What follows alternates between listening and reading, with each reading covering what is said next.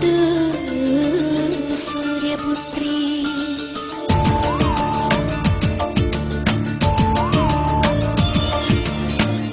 താമരപ്പൂ മാലയിട്ടു പൊട്ടു തൊട്ടു സൂര്യപുത്രി തങ്കവെയിൽ പട്ടുടുത്തു കുഞ്ചി നിന്നു സൂര്യപുത്രി കൈവളയിൽ കാൽത്തളയിൽ പൊന്നണിഞ്ഞു സൂര്യപുത്രി താമരപ്പൂ മാലയിട്ടു പൊട്ടു തൊട്ടു സൂര്യപുത്രി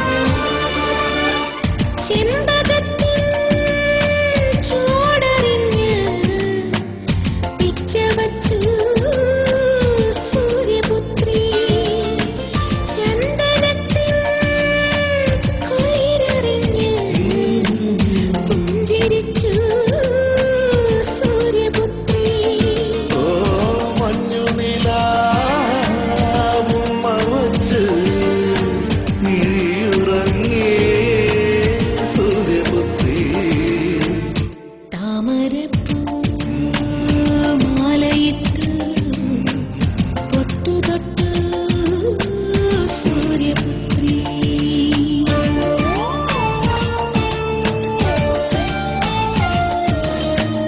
കാവു ചുറ്റാൻ കൂടെയില്ലേ കൊച്ചു പെങ്ങൾ സൂര്യപുത്രി അക്ഷരത്തിൻ മുത്തറിഞ്ഞ് പുസ്തകത്തിൽ സൂര്യപുത്രി ഓ പാവകൾക്കും പാൽ കൊടുക്കും പാവമാടൻ സൂര്യപുത്രി താമരപ്പൂ താമരപ്പൂ മാലയിട്ടു മാലയിട്ട് പൊട്ടു തൊട്ടു സൂര്യപുത്രി തങ്കവെയിൽ പട്ടുടുത്തു കുഞ്ചി നിന്നു സൂര്യപുത്രി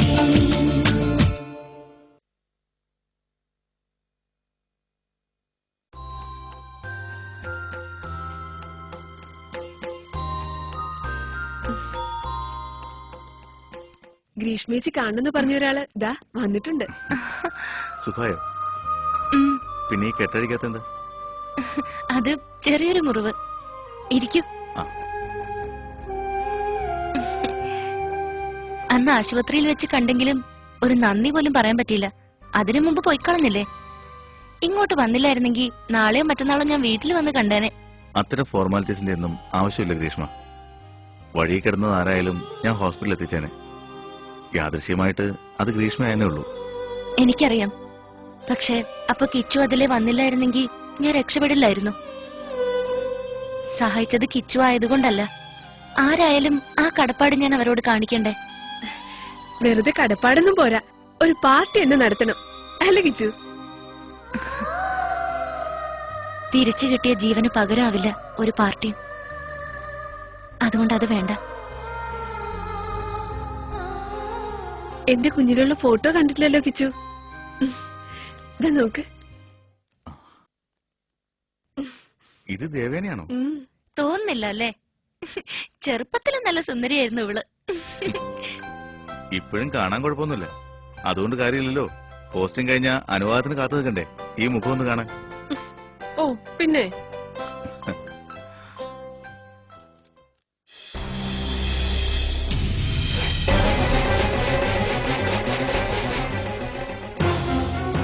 ഇതേതാ ഈ കുട്ടി? ഇത് ചേച്ചിയുടെ ഫോട്ടോ. ചേച്ചിയുടെ എന്ന് പറയുമ്പോ? ചേച്ചിയുടെ എന്ന് പറഞ്ഞ ചേച്ചിയുടെ കല്യാണ ചേച്ചിയുടെ.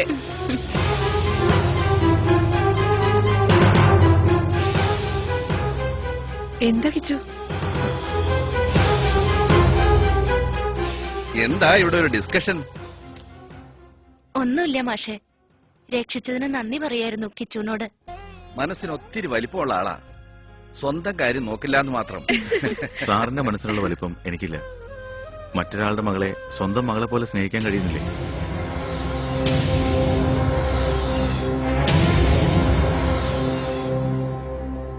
മറ്റൊരാളുടെ? ഞാൻ ഗ്രീഷ്മയുടെ കാര്യമാണ് പറഞ്ഞത്.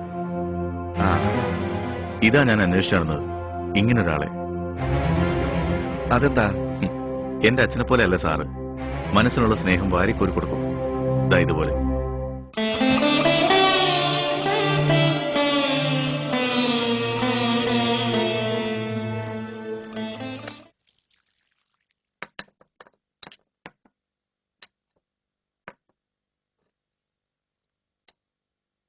അച്ഛൻ കഴിച്ചില്ലേ?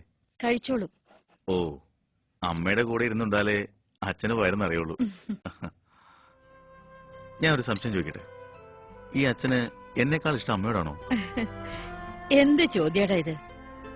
ഊണിലും ഉറക്കത്തിലും നിന്നെ കുറിച്ചുള്ള വിചാരം അച്ഛന് എന്നുവെച്ച് പണ്ട് മുതലേ എന്റെ കൂടെ ഇരുന്നേ ആഹാരം കഴിക്കുള്ളൂ. അത് ശീലിച്ചു പോയതുകൊണ്ടാ. അപ്പോ ഇടയ്ക്ക് അച്ഛന് ട്രാൻസ്ഫർ ആയിക്കൊണ്ടിരുന്ന സമയത്തൊക്കെ അമ്മ എന്ത് ചെയ്തു? ട്രാൻസ്ഫർ ആവുമ്പോഴൊക്കെ ഞാനും കൂടെ പോവല്ലേ. ഒരിക്കൽ പാലയിലായിരുന്നപ്പോ മാത്രമേ ഞാൻ പോകാതിരുന്നുള്ളൂ. അന്ന് നിന്നെ പ്രസവിച്ചു കിടക്കുക ഞാൻ.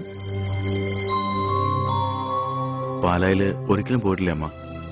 ഒരിക്കൽ പോയി. അവിടെ ഒരുപാട് ദിവസം നിൽക്കാൻ പറ്റിയില്ല. കൈക്കുഞ്ഞുമായിട്ടല്ലേ പോയത്. കുഞ്ഞിന് കാലാവസ്ഥ പിടിച്ചില്ല.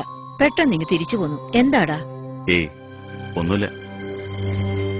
ഇത്രയ്ക്ക് ആഹാരത്തിന് ചിട്ടയുള്ള അച്ഛൻ അവിടെ പോയി എങ്ങനെ ജീവിച്ചെന്നറിയാനാ. അതോ, അവിടെ ഒരു നമ്പീശന്റെ കുടുംബം ഉണ്ടായിരുന്നു. ആ, അച്ഛൻ താമസിക്കുന്നതിന്റെ തൊട്ടടുത്ത്. അച്ഛനെ വലിയ കാര്യമായിരുന്നു അവർക്ക്. ആഹാരത്തിന്റെ കാര്യമല്ല അവരാ നോക്കിയിരുന്നത്. ഓ, ഞാൻ ഇപ്പോഴും ഓർക്കുന്നു. നമ്പീശന്റെ മൂത്ത മോള്. എന്താ അതിന്റെ ഒരു കൈപുണ്യം. ഭാനുന്നോ ഭാനുമതിന്നോ എങ്ങാണ്ടായിരുന്നു അതിന്റെ പേര്. അച്ഛന് ആഹാരം കൊടുത്തോണ്ടിരുന്നത് നമ്പീശന്റെ മോളാ? ഒരു പാവം കുട്ടിയായിരുന്നു. മിണ്ടിയ കരയും. നിന്റെ അച്ഛന്റെ സ്വഭാവമല്ലേ, അതിനെ വെറുതെ പേടിപ്പിക്കും. അച്ഛൻ ചെറുപ്പമായിരുന്നില്ലേ? വല്ല ചുറ്റിക്കളി ഉണ്ടായിരുന്നു അമ്മേ? ദേ, ഒരടി ഞാൻ വെച്ചുതരും. ചോറിന്റെ മുമ്പിൽ വന്നിരുന്നാണോ അവിടെ വഷളത്തരം പറയുന്നേ? നിന്റെ അച്ഛനെ കുറിച്ച് നീ എന്താ വിചാരിച്ചിരിക്കുന്നേ? കണ്ടിട്ടില്ലേ നീ? ഒരു ദിവസം ഞാൻ കൂടെ ഇല്ലെങ്കിൽ എന്താ ദേഷ്യവും ബഹളവും. അച്ഛനെ നിനക്ക് ശരിക്കും അറിയാത്തോണ്ടാ. ഞാനും നീയും ഇല്ലാത്തൊരു ജീവിതം ഇല്ല അതിന്. അമ്മ ദേഷ്യപ്പെടണ്ട, ഞാൻ വെറുതെ തമാശക്ക് ചോദിച്ചല്ലേ. അച്ഛനെ കുറിച്ചാണോടാ തമാശ പറയുന്നേ?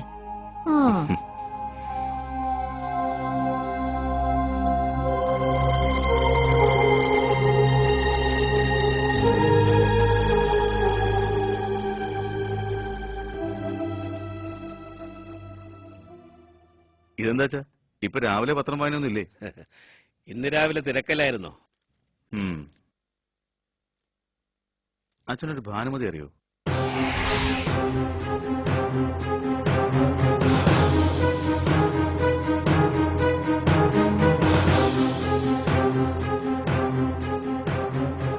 എന്താ?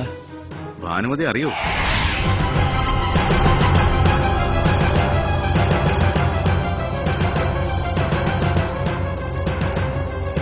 ഭാനുമതിയോ? ഏത്? ഭാനുമതി മേനോനില്ലേ അച്ഛാ? ചെറിയ കവിതകളൊക്കെ എഴുതി സ്വയം പബ്ലിഷ് ചെയ്യുന്ന ഒരു സ്ത്രീ. അച്ഛൻ അറിയേണ്ടതാണല്ലോ. വിമൻസ് വെൽഫെയർ അസോസിയേഷന്റെ പ്രസിഡന്റ് ഒക്കെ ആയിരുന്നു. അറിയാം. അല്ല, അച്ഛനെന്താ ഒരു ടെൻഷൻ? എന്ത് ടെൻഷൻ? അല്ല, ഈ ഭാനുമതിയുടെ മകന്റെ ഒരു എക്സ്പോർട്ടിംഗ് കമ്പനിയിലേക്ക് ഇന്റർവ്യൂവിന് വിളിച്ചിട്ടുണ്ടെന്നെ. അത് നല്ല കാര്യമാണല്ലോ. അതിന് ഞാൻ ഭാനുമതി എന്ന് പറഞ്ഞപ്പോഴേ അച്ഛൻ ഞെട്ടി. എന്തായാലും അച്ഛൻ നന്നായിട്ട് വേർക്കുന്നുണ്ട്. BP ഒന്ന് ചെക്ക് ചെയ്യണം.